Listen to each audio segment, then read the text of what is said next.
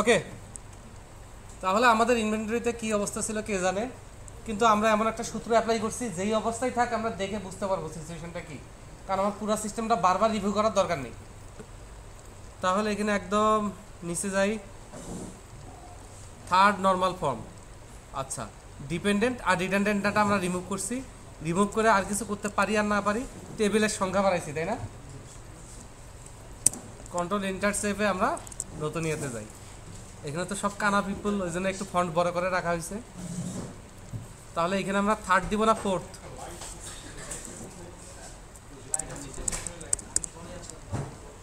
ওই দেখো, আমি শুরু করছি, ওরাও শুরু করছি।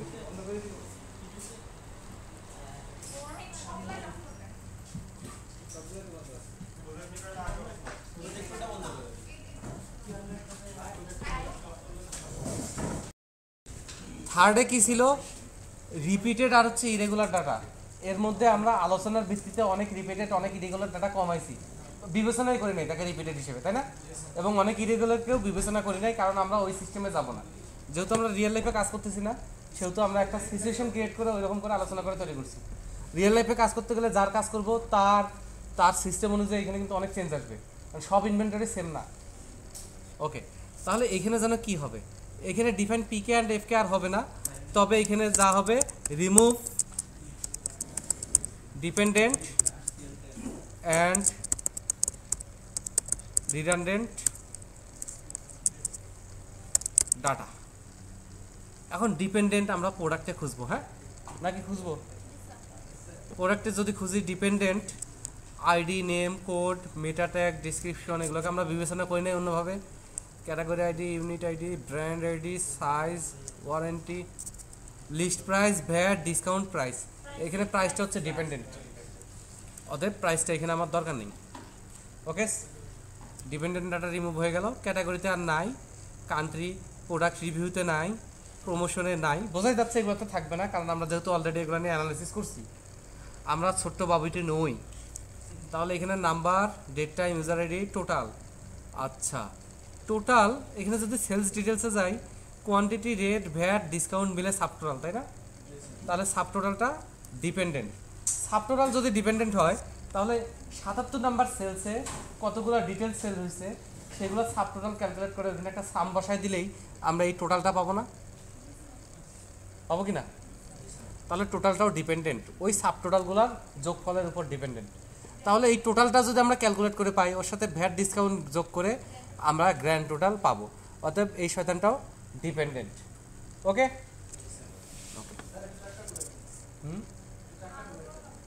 হ্যাঁ আরো কত বড় করে বুঝছি, আমি ভুল বুঝছি, আমি মিষ্টি নো আনি মিষ্টি কুমড়া আনতাম ভালো হইতো। তাহলে এখানে সেলস স্ট্যাটাসে আর ডিপেন্ডেন্ট নাই, ইউনিট, ব্র্যান্ড, সিটি এগুলো তো থাকার কথাও না, অতএব আমরা নেক্সট। ইউজার আইডি, ইউজারে আসলে নাই, ঠিক আছে। ওকে, হ্যাঁ এখানে সব ইউজার অ্যাপ্রুভ না, এগুলো ইরেগুলার ডাটাতে যাইতো, তাহলে ব্লক সব ইউজার ব্লক না, এগুলো রিপিটেডে যাইতো, তাই না? এগুলো যেহেতু আর আগে আলোচনা করা হয় নাই, নতুন টপিক্সে চলে আসছে, ওই দিন মানে কমপ্লিট ছিল না, ব্যাপারটা কমপ্লিট করা হয়নি। যাই হোক, এগুলো আমরা পরে করে ফেলবো, ওই ব্যাপারগুলো নিয়ে আর আলোচনা করতে চাচ্ছি না, কারণ একই জিনিস তো, ইরেগুলার আর হচ্ছে রিপিটেড, ওটা আমরা পরে করে ফেলবো না। এখানে আমি আপাতত ডিপেন্ডেন্ট রিডান্ডেন্ট দেখতে পাচ্ছি না বা দেখতে চাচ্ছি না। এখানে সে পার্সেসে এসে আমরা এই পার্সেসটার আমি অ্যানালিসিস করেই নাই, ও এগুলো বাদ ছিল, এগুলো আপনাদের কাজ দেওয়া ছিল। তাহলে সেল যেহেতু করে দিছি, পার্সেসে আমি আর কথা বলতেই যাচ্ছি না, কী দরকার? একটু প্র্যাকটিস করা হোক, কেউ কনফিউজ হলে ফোন করবে অথবা ক্লাসে তুলবে ব্যাপারটা, যাতে বাকিরা যারা চুপ থাকে তাদেরও ক্লিয়ার হয়। রিডান্ডেন্ট ডাটা কই পাবো? প্রোডাক্টে আমি দেখতেছি যে একটা সিরিয়াল আছে কি না? আবার আমি সেলেও দেখতেছি একটা সিরিয়াল আছে, থাকা উচিত ছিল, সেলেও একটা সিরিয়াল আছে, বা আমি বসাই দিলাম। এখন এই সিরিয়াল নাম্বারটা রিডান্ডেন্ট কিনা? প্রোডাক্টে list price, VAT, discount calculate করে একটা প্রাইস পাবো, সেই প্রাইসটাই রেটে বসবে কিনা? ঠিক আছে, সেই প্রাইসটাই যদি রেটে বসে, সেই প্রাইসটাই যদি রেটে বসে তাহলে প্রাইস আর রেট একই হয়ে গেল কিনা এবং এই দুটাও রিডান্ডেন্ট হয়ে গেল কিনা। তাহলে প্রথমে আমরা আসি সিরিয়াল নাম্বার ইস্যুতে। সিরিয়াল নাম্বার কি রিডান্ডেন্ট? দুইখানে আছে, তাহলে দুইখানে আজও তো আছে, একদম চোখের দেখায় মুখের ভাষায় বলা যায় এটা রিডান্ডেন্ট। যুক্তি কি রিডান্ডেন্ট হলে কেন, না হলে কেন নয়?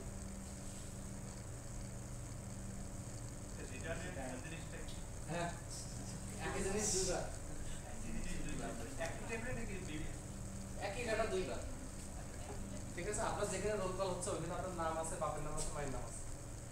আবার আপনি গেটে যখন রোল লিখে আসার কথা ওইখানেও নাম আছে, রোল আছে, বাপের নাম আছে, মায়ের নাম আছে। এটা রিডান্ডেন্ট। রোল নাম্বার রাখলেই তো পরে পাওয়া যাচ্ছে। ডুপ্লিকেট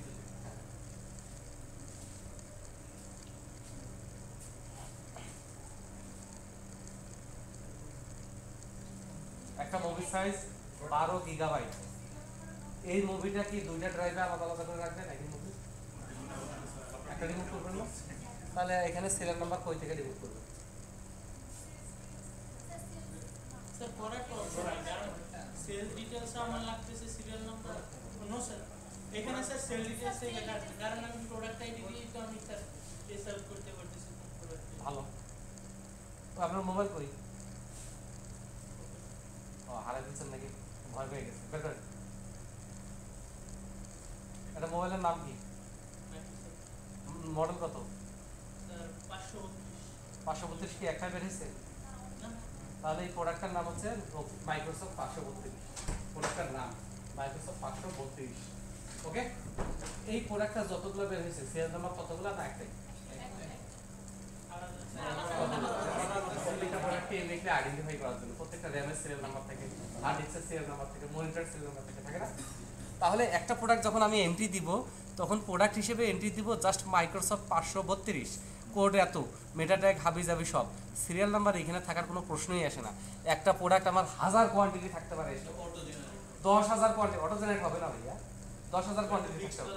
আমার শুধু প্রোডাক্ট এন্ট্রি করা থাকবে যে আমার কাছে মাইক্রোসফট 532 1000 পিস আছে।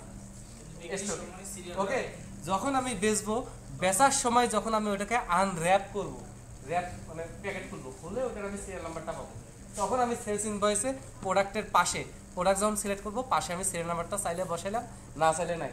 যদি ইলেকট্রনিক্স আর ওয়ারেন্টি নির্ভর প্রোডাক্ট হয় সিরিয়াল নাম্বার আমাকে বসাই দিতেই হবে। এই ব্যাপারটা আরো কমপ্লিট করতে, আরো ভালো সলিউশন করতে গেলে আপনাকে ক্যাটাগরি ওয়াইজ যেতে হবে। কোন ক্যাটাগরির, কোন ব্র্যান্ডের, কোন ধরনের প্রোডাক্টগুলোতে ওয়ারেন্টি হবেই, এটারও একটা এন্ট্রি নিতে হবে। তাহলে সফটওয়্যার ওইভাবে ডিসিশন নেবে। এই প্রোডাক্ট সিলেক্ট করেছো, সিরিয়াল নাম্বার দিয়ে যেতে হবে। এই প্রোডাক্ট সিলেক্ট করছো, সিরিয়াল নাম্বার না দিলেও চলবে, অথবা সিরিয়াল নাম্বার ফ্রি দিয়ে আসবে না। আমি বুঝে ফেলছি ব্যাপারটা। তাহলে প্রোডাক্টটা যখন ক্লায়েন্ট বাছাই করবে, কাস্টমার নিবে, তারপর যখন বিক্রয় হবে, বিক্রির সময় না ভাউচারে লেখা সিরিয়াল নাম্বার, তার আগে লেখার কোনো সুযোগে নেই, জানার কোনো সুযোগে নেই। ক্লিয়ার? কারণ অনেক প্রোডাক্ট খুলে বের করে সিরিয়াল নাম্বারটা দেখতে পারে। বোঝা গেছে ব্যাপারটা?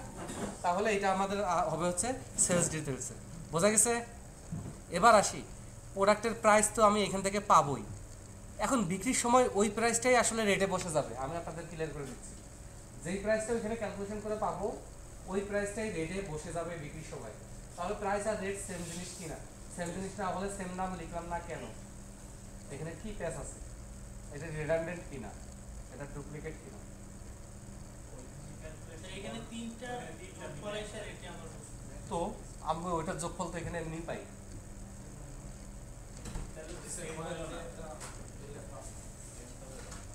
কেন সেম হলো না?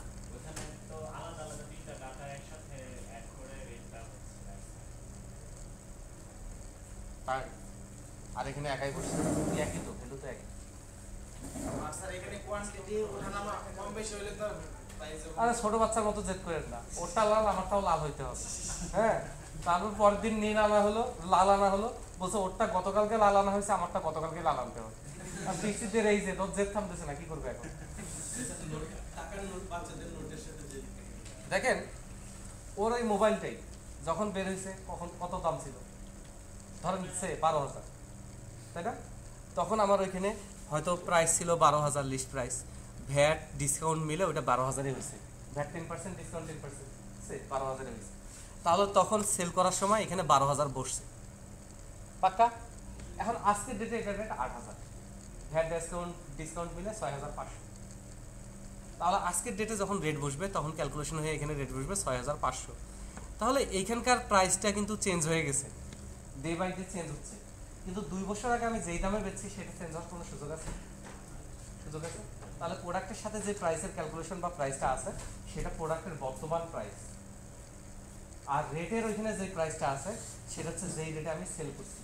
একই প্রোডাক্ট 17 টাকা প্রাইস লেখা আছে, আমি কারো কাছে 19 টাকা বেচলাম, কারো কাছে 15 টাকা বেচলাম, একটা প্রোডাক্ট ফাটাচ্ছি না, ওটা 12 টাকা বেচলাম, প্রোডাক্টের প্রাইস চেঞ্জ হবে না, রেট এদিক ওদিক হবে।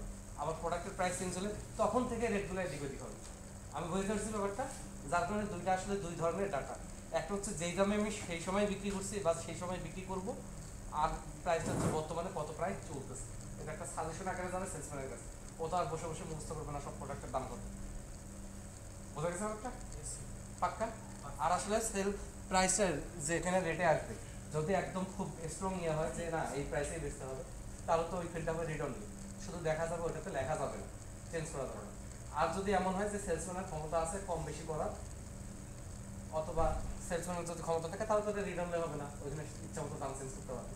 সাধারণত এটা হবে না, যারা সফটওয়্যার নেবে তারা একটা ইনচার্জের অনুমোদন লাগবে, যদি প্রাইস কম বেশি করতে চায় তখন ইনচার্জ এসে ওইখানে এডিট করার জন্য ডাবল ক্লিক করবে, ওর লগ ইন চাবে, লগ ইন চাইলে ও লগ ইন করলে তখন ওটা রিটার্নে উঠে যাবে, তখন ইনচার্জ প্রাইসটা কমাই দিবে এবং রিমার্কে লিখবে কেন কমাইছে। সিস্টেমটা বোঝা যাচ্ছে? এগুলো কি চিন্তা করতে হবে? হ্যাঁ, চিন্তা করতে হবে না? না না করতে হবে স্যার। এইখানে বেটার ডিসকাউন্টটা কেন আবার কেন বলবো? আমার তো একবারে রেটের মধ্যে ক্যালকুলেশন নিয়ে আসছে। দাম যে 12,000 থেকে 8,000 হইলো, এটা কি ড্রেস থাকবে না নাকি এটা যেটা বেশি আমি আপডেট করেছি স্যার? এটা নতুন হ্যাঁ তাই ভালো বলিছে, ভালো বলছে। যদি প্রোডাক্টের দামটা প্রাইস হিস্ট্রিতে আপনার রাখার দরকার পড়ে, যে কত দাম ছিল, কত মানে হয়েছে, কিভাবে আসছে প্রাইসটার দাম বাড়ছে, এগুলো যদি আপনি গ্রাফ চান সেক্ষেত্রে আপনাকে প্রাইসটাকেও রিপিটেড ফিল করতে হবে, তাই না? তাহলে কোন প্রাইসটা কোন ডেটে শুরু হয়েছে, কোন ডেটে এন্ড হয়েছে, ওইভাবে আপনাকে ট্রেস করতে হবে। আচ্ছা, আপনি যেটা বলছেন রেটটা কি, প্রাইস আর রেটের পার্থক্যটা বুঝছেন সবাই? হ্যাঁ, তাহলে যেই সময় 12,000 ছিল সেই সময় ভ্যাট ছিল 10%, যখন 8,000 হয়েছে তখন ভ্যাট কমে আসছে 4%। তাহলে একই, কিন্তু প্রাইস রেট ডিসকাউন্টে একই, তৎকালীন ডিসকাউন্ট যেই ডিসকাউন্টে আমি বিক্রি করছি আর এখন কি ডিসকাউন্ট চলতেছে বা কোন ভ্যাট চলতেছে বা কত রেট চলতেছে, তিনটি একই, যেই লাভ সেই করুন। বুঝা গেছে একটা, মানে একই সেন্সে আগাইছে ফেলতে। তো এই জন্য আমার এখানে ভ্যাট এবং ডিসকাউন্ট দুটাই রাখতে হবে, যে কত ডিসকাউন্ট আমি বিক্রি করছি।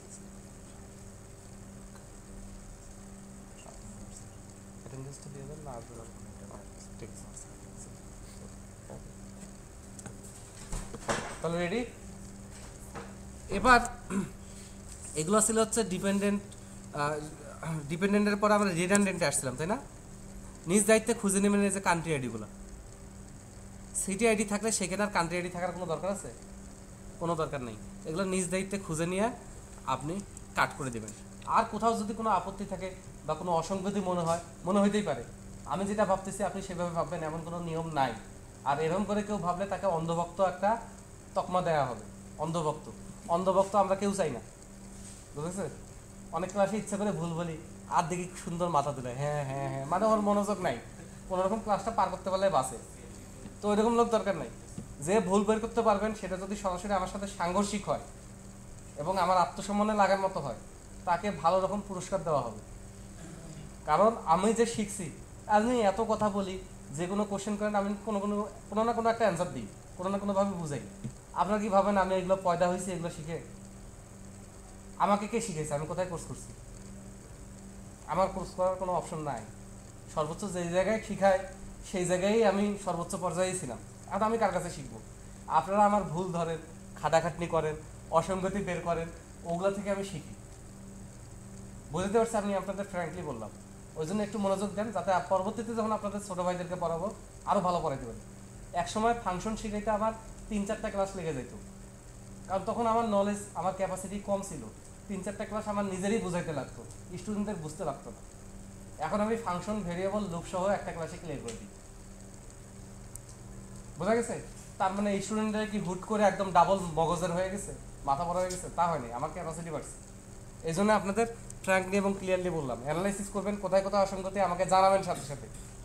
হ্যাঁ, এমনও হইতে পারে যে আপনারটাই ঠিক। তাহলে এটা নিয়ে আমি আর আগাবো না। কি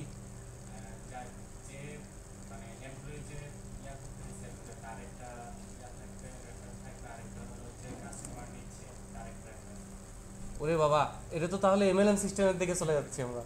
ওই যে আমরা বাউন্ডারি মারছিলাম, এটা শুধু ইনভেন্টরি। বাউন্ডারিটা মনে রাখতে হবে, কোনো অবস্থায় বাউন্ডারি বলে যাওয়া যাবে না। আপনার সাজেশনটা খুবই ভালো, রাখতে পারলে আমি খুশি হইতাম, কিন্তু ওই যে এই সাজেশনগুলো নিতে গেলে আমার এটা ধীরে ধীরে এআরপিতে চলে যাবে। হ্যাঁ, তখন বলবে যে হ্যাঁ তাহলে এই স্যার একটু রাখা যায়, তো কমিশন সিস্টেমটা রাখা যায়, কার কত কমিশন আসলো, কমিশনের রেটটা আসে, বুঝছেন ব্যাপারটা? মার্কেটিংয়ের ব্যাপারটা তখন চলে আসে, ক্লায়েন্টের তাহলে কল করি, ইমেল করি, তাহলে আমার বাউন্ডারি থাকলো না, সফটওয়্যারের বাজেট, ডেডলাইন সব ক্রস হয়ে যাবে। আমরা বাংলাদেশি ডেভেলপাররা এই এক জায়গায় ভুল করি, বাউন্ডারিটা না বুঝে, আরে আরেকটু দেই, অসুবিধা কি? তো কেউ যদি একটা শার্ট বানায়, তাহলে কি আর একটু ঝোল লাগাই দিবেন যে বেচারা পাঞ্জাবি হিসেবেও করতে পারবে, শুক্রবার নামাজ পড়বে? অতএব শার্ট বানানোর সময় আমরা এক্স্যাক্টলি শার্টই বানাবো, এটাকে ফতুয়ার সাথে মিক্স করবো না। বোঝা গেছে ব্যাপারটা? কারণ শার্টের দুই সাইড কাটে দিলে ও ইন করলে শার্ট, ইন না করলে ফতুয়া, কি মজা! ওই রকম সফটওয়্যারে ভাবা যাবে না, ঠিক আছে? আচ্ছা, আমি হাস্যকরভাবে উপস্থাপন করলেও ব্যাপারটা সিরিয়াস, সবাই মাথায় ঢুকাই নেবেন। যেটুক বলা হয়েছে অতটুকুই, একটু এদিক ওইদিক যাইতে গেলে কিন্তু আপনি বিপদে পড়ে যাবেন, ডেডলাইন মিস করবেন। আর অনেকে দেখি যে ইনস্ট্রাকশনের বাইরে যায়। দেখেন, সবসময় আমাদের এটা হচ্ছে টিম ওয়ার্ক। আপনি একা একটা সফটওয়্যার করতে পারবেন না। কেন পারবেন না? কেন পারবেন না? কেউ যদি আপনাকে জিজ্ঞেস করে, আপনি তো আমি বলছি আর বিশ্বাস করছেন, কিন্তু অন্যরা তো আপনি বলবেন আর বিশ্বাস করবেন না, তাই না? আপনার কি আমার মতো সার্টিফিকেট আছে, আইডি কার্ড আছে? তাহলে আপনি কিভাবে বিশ্বাস করাবেন?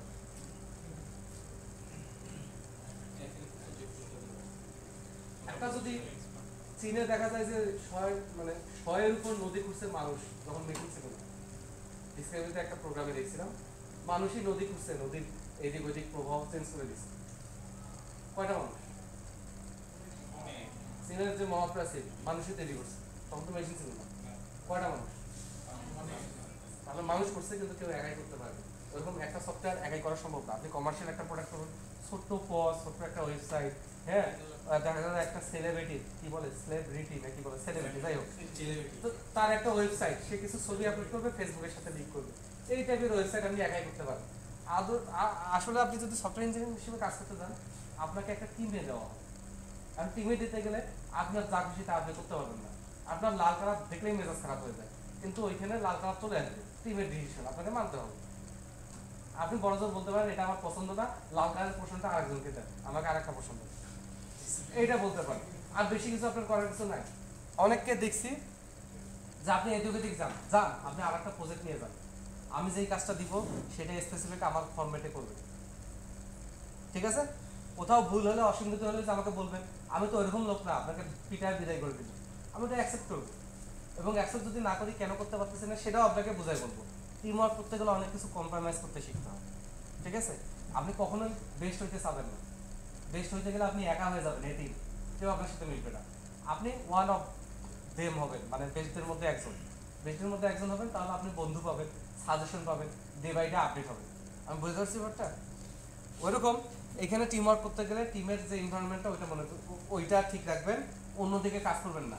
আমি এখানে যেভাবে ভেরিয়েবল ডিক্লারেশন দেখাবো, যেভাবে কাজটা প্যাটার্ন করে দিব, ওই প্যাটার্ন সবাই ফলো করবে। এতে করে আপনার লাভ হবে, 2-3 বছরে আপনার এই প্যাটার্নটাই আত্মস্থ হয়ে যাবে, সব জায়গায় আপনার ভালোই হবে, মানে প্রশংসাই পাবেন। বুঝতে পারছেন?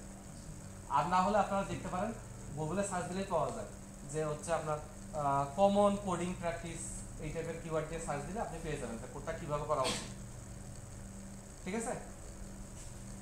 আচ্ছা, অন্য কথায় চলে গেছি। এবার আমরা আমাদের উইন্ডোজ ফর্ম বেস অ্যাপ্লিকেশন যেটা করব সেটার কিছু আচ্ছা ভিডিও চলুক, আসলে দেখি একটা পার্ট বের করি, কে যেন চলে যাচ্ছে।